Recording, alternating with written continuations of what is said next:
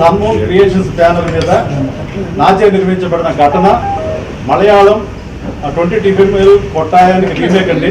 అక్కడ రీమా కళింగల్ నిత్యామేనం చేసిన క్యారెక్టర్ చేశారు. ఈ సినిమా అక్కడ ఒక సంచలనాన్ని సృష్టించింది. స్టేట్ లెవెల్లోనూ నేషనల్ లెవెల్లోనూ అనేక అవార్డులు తీసుకుంది. దాన్ని మేము చూసి ఇన్స్పైర్ అయ్యి రీమేక్ చేయాలని సంకల్పించి శ్రీప్రియ గారిని కాంటాక్ట్ చేశాం. శ్రీప్రియ గారు కూడా చూసి ఈ సినిమాని ఇన్స్పైర్ అయ్యి చేశారు. ముఖ్యంగా నిత్యామేనం 22 ఫిల్మ్లు కొట్టాయంలో వాళ్ళు అడిగినప్పుడు కాల్ షీట్లు కారణంగా ఆవిడ చేయలేకపోయింది. రీమేక్ మేము తీసుకుందామని తెలిసి మమ్మల్ని కాంటాక్ట్ చేసి ఆ అమ్మాయి ఇంట్రెస్ట్గా చేసింది. నిత్యామేనం గురించి ప్రత్యేకంగా చెప్పాల్సిన అవసరం లేదు. ఆవిడ వెరీ సెలెక్టివ్గా చేస్తుంది సినిమాలు. దృశ్య డైరెక్టర్ గురించి నేను ప్రత్యేకంగా చెప్పాల్సిన అవసరం లేదు. దృశ్యం ఏ విధంగా ఆవిడ డైరెక్ట్ చేసింది, ఎన్ని సంచలనాలు సృష్టించింది అందరికీ తెలుగు ప్రజలకు తెలిసిన విషయమే. ఇంకొక ముఖ్య విషయం, విజయశాంతికి ఒక ప్రతిఘట సినిమా ఎటువంటిదో నిత్యామేనానికి ఈ ఘటన సినిమా అటువంటిది. ఈ సినిమాని నేను రెడీ చేసిన తర్వాత తెలుగు తమిళ భాషల్లో రెడీ చేయడం జరిగిందండి. తమిళ వెర్షన్ ఆల్రెడీ రిలీజ్ అయిపోయింది. తెలుగులో కొన్ని మార్పులు చేసి ఇక్కడ ఫస్ట్ కాపీ రెడీ చేసి సెన్సార్ చేసిన తర్వాత సురక్ష ఎంటర్టైన్మెంట్స్ మల్కాపురం శివకుమార్ గారిని సంప్రదించాను. ఆయన మంచి మనసులో ఈ సినిమాని రిలీజ్ చేయడానికి అంగీకరించారు. ముందుగా నేను ఆయన రిక్వెస్ట్ చేసింది ఏంటంటే సినిమా రిలీజ్ చేయడం కాదు సార్, ముఖ్యంగా సినిమా చూసిన తర్వాత మీకు నచ్చితేనే రిలీజ్ చేయండి అని ఆయన కన్విన్స్ చేయడం జరిగింది. ఆయన సినిమా చూసి సినిమా యొక్క కంటెంట్ నచ్చి ఆయన ఈ సినిమా రిలీజ్ చేయడానికి ఒప్పుకున్నారు సార్. ఈ నెల 18వ తారీఖున రిలీజ్ అవుతుంది. తప్పకుండా ఇది తెలుగు ప్రేక్షకుల్ని అలరిస్తుందని సురక్ష ఎంటర్టైన్మెంట్ బ్యానర్ పై రిలీజ్ అవుతోంది. ఈ యొక్క సినిమాను సన్మూన్ క్రియేషన్స్ రాధాకృష్ణ గారు నిర్మించడం జరిగింది.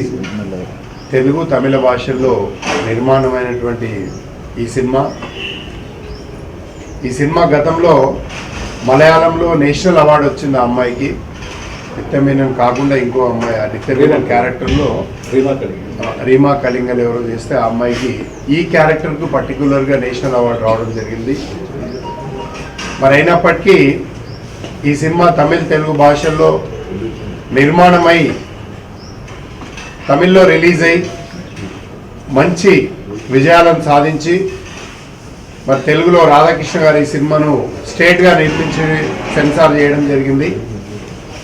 మరి చేసిన తర్వాత చాలాసార్లు దాదాపుగా నాకు అప్రోచ్ కావడం, ఈ సినిమా చూడకంటే బిఫోర్గా ముందుగా రాధాకృష్ణ గారి యొక్క మనస్తత్వం రాధాకృష్ణ గారు నచ్చి సరే చూద్దామని చెప్పేసి సినిమా చూడడం జరిగింది. ఘటన అనే సినిమా చూసిన తర్వాత తప్పకుండా ఈరోజు ఉన్నటువంటి యువతకు ఇలాంటి సినిమా అవసరం.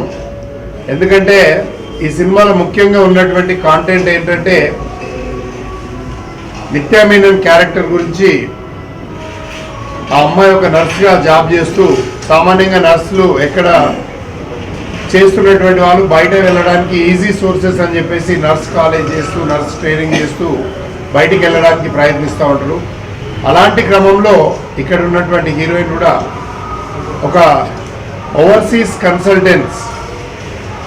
కన్సల్టెంట్స్ ఒక ప్రేమ అనే ఉచ్చులో పడి మరి ఆ అమ్మాయి ఏ విధంగా బలవుతుంది, ఆ బలైన తర్వాత ఆ అమ్మాయి ఏదైతే ఇబ్బందులు పడుతుందో అలాంటి సమయంలో మరి చావే శరణ్యం అనుకునే సమయంలో మనిషికి చావే ముఖ్యం కాదు, మరి బ్రతికించడానికి మనం పుట్టాం, తప్పకుండా బ్రతకాలి. ఆ బ్రతికే సమయంలో మనకు జరిగినటువంటి అన్యాయం ఇంకో సాటి మహిళకు జరగకూడదనే ఉద్దేశంతో తను పోరాడినటువంటి విషయం, పోరాడి ఏ విధంగా జయించింది, ఏ విధంగా రివెంజ్ తీసుకుంది, ఏ విధంగా అనేది ఈ సినిమా ఉంటుంది. ఈ వారం సుమారుగా చిన్న చిన్న సినిమాలు వాటికి తోడు ఎక్కడైనా పెద్ద సినిమాల వలన వారానికి 10 కోట్ల రూపాయలు మినిమం 10 నుండి 15 కోట్ల రూపాయలు పోతున్నటువంటి సందర్భంలో అకస్మాత్తుగా 8వ తారీఖు అందరి గుండెల్లో గుర్తుండిపోయే విధంగా నిర్ణయం తీసుకున్నటువంటి మన గౌరవ ప్రధానమంత్రి మోడీ గారు తీసుకున్న నిర్ణయం వల్ల సుమారుగా 70 నుండి 80% మంది 8వ తారీఖు నిద్రపోలేదన్నమాట.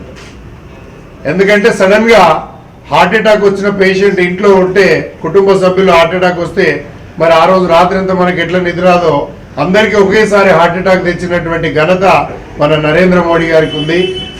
మరి ఏదేమైనప్పటికీ కూడా ప్రతి పౌరుడు ఈ భారతదేశ బావు కొరకు, దేశ అభివృద్ధి కొరకు ప్రభుత్వం తీసుకున్నటువంటి నిర్ణయాన్ని మనందరం స్వాగతిస్తూ ఉన్నాం.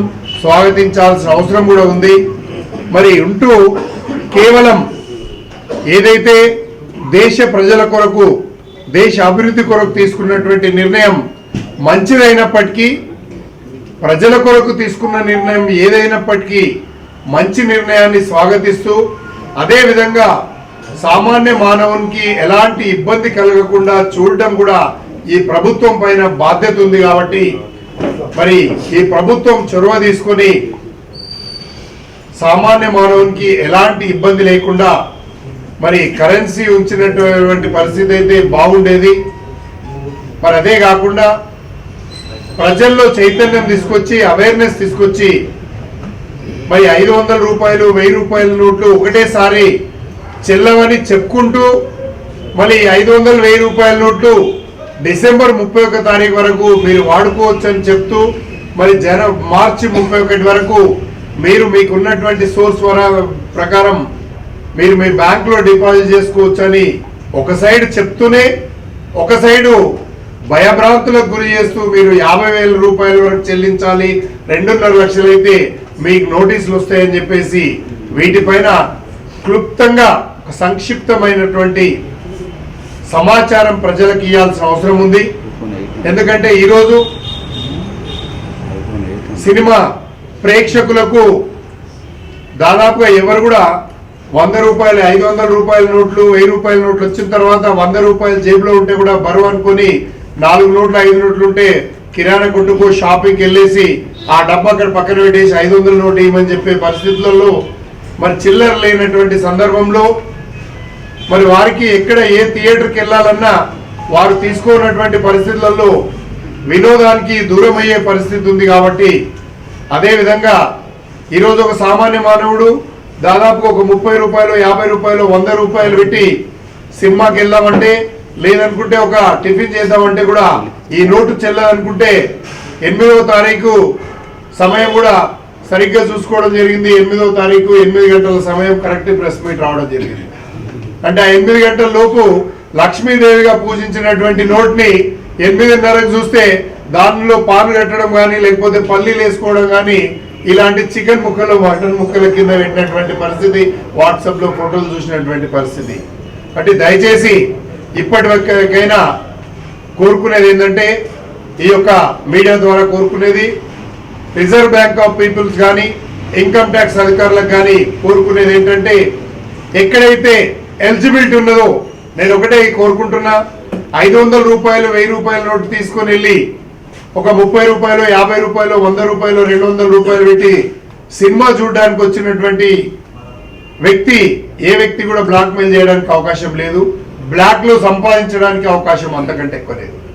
అదేవిధంగా 500, 1000 రూపాయల నోటు తీసుకొని వచ్చేసి మరి ఎక్కడో ఒక టిఫిన్ కొట్టుకో, లేకపోతే తనకు కావాల్సినటువంటి కూరగాయలకు కావాల్సినటువంటి సామాగ్రి కొనుక్కోవడానికి వచ్చే వ్యక్తి ఎక్కడ కూడా బ్లాక్ కు పాల్పడడానికి అవకాశం లేదు. కాబట్టి దానికి ఒక రిస్ట్రిక్షన్, ఎక్కడైనా బల్క్ గా అమౌంట్ 1000 కొద్ది డబ్బు వచ్చినప్పుడు సామాన్యంగా ఏదైనా రిస్ట్రిక్షన్ పెడుతూ మరి చిన్న నోటుగా విడిగా వచ్చినటువంటి పరిస్థితి ఉంటే వాటిని యాక్సెప్ట్ చేసే దిశగా మరి ప్రభుత్వం నుండి ఆదర్శాలు మరి ఆర్డర్స్ కూడా పాస్ చేసి మరి సినిమా ఎగ్జిబిటర్స్ కూడా, సినిమా థియేటర్లు అందరూ కూడా పాత నోట్లు ఎప్పటి వరకు పాసిబిలిటీ ఉందో అప్పటి వరకు డిసెంబర్ 31 వరకు మీకు కట్టే 30 రూపాయల సినిమా థియేటర్లో 30 రూపాయలు కానీ, 50 రూపాయలు కానీ, 100 రూపాయలు టికెట్ కొన్నప్పుడు ఆ టికెట్ మీద దాదాపుగా 7% నుండి 24% వరకు ట్యాక్స్ కలుపుకొని కొంటున్నారు. కాబట్టి మీరు కూడా తీసుకునే దిశగా, ఎందుకంటే మీరు ఎక్కడ బ్లాక్ మనీకి పాల్పడలేదు,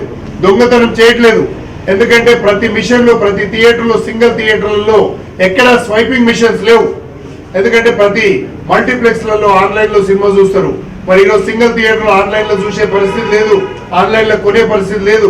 సింగిల్ థియేటర్లలో స్వైపింగ్ మిషన్స్ లేవు కాబట్టి 500 రూపాయలు 1000 రూపాయల నోట్లు తీసుకునే దిశగా మరి ప్రభుత్వం నుండి కూడా ఆదేశాలు వస్తే బాగుంటుంది.